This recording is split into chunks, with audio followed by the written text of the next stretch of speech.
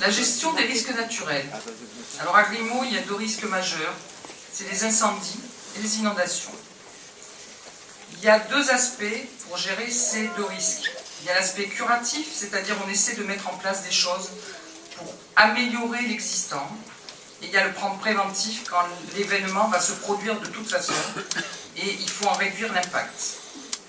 Sur le plan curatif, il faut réactualiser le PPRI. Alors il va y avoir plein de sigles, je vais vous les expliquer parce que c'est très barbare.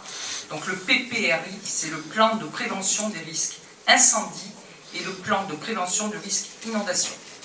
Les 2 datent de 2005. Ils sont assortis d'un plan communal de sauvegarde qui, à ce jour, est incomplet. Il faut reprendre et activer les dossiers intercommunaux concernant les PAPI. Alors ce n'est pas nos PAPI, c'est le plan d'aménagement et de prévention des inondations. Il faut lutter contre l'urbanisation irraisonnée, j'en ai parlé tout à l'heure. Il faut nettoyer les rivières, et ceci dès le mois d'août, quand on peut descendre dans le lit mineur, régulièrement durant toutes les périodes à risque.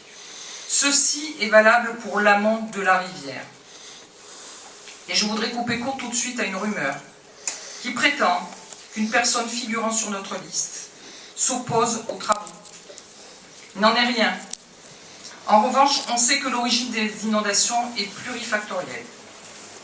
On sait qu'en aval aussi, les rivières déposent des sédiments et des alluvions qui constituent un ensablement à l'embouchure.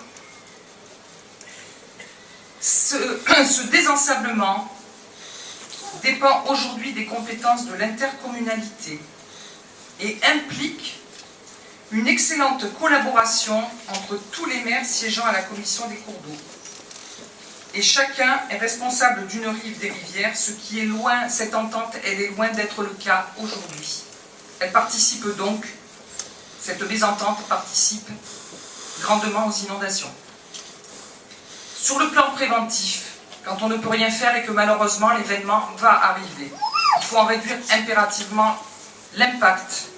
Il est absolument inconcevable, je dis bien inconcevable, que les entreprises comme les particuliers supportent ça tout le temps, 1 fois, 2 fois par an et toutes les années.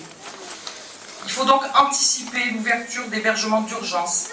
On ne peut pas dire aux gens, partez de votre lotissement, partez de votre entreprise, débrouillez-vous.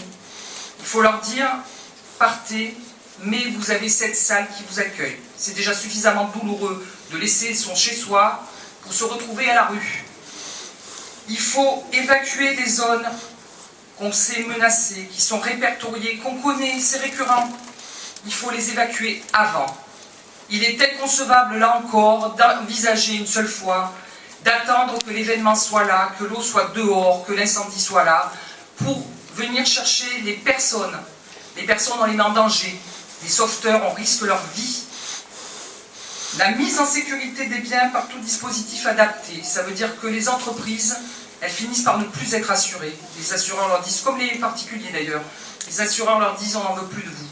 Donc le meilleur moyen pour que ça n'arrive pas, c'est qu'il faut les aider, il faut venir les voir, il faut mettre les biens et les personnes en sécurité par des moyens adaptés. Et enfin, il faut redynamiser le comité communal des feux de forêt.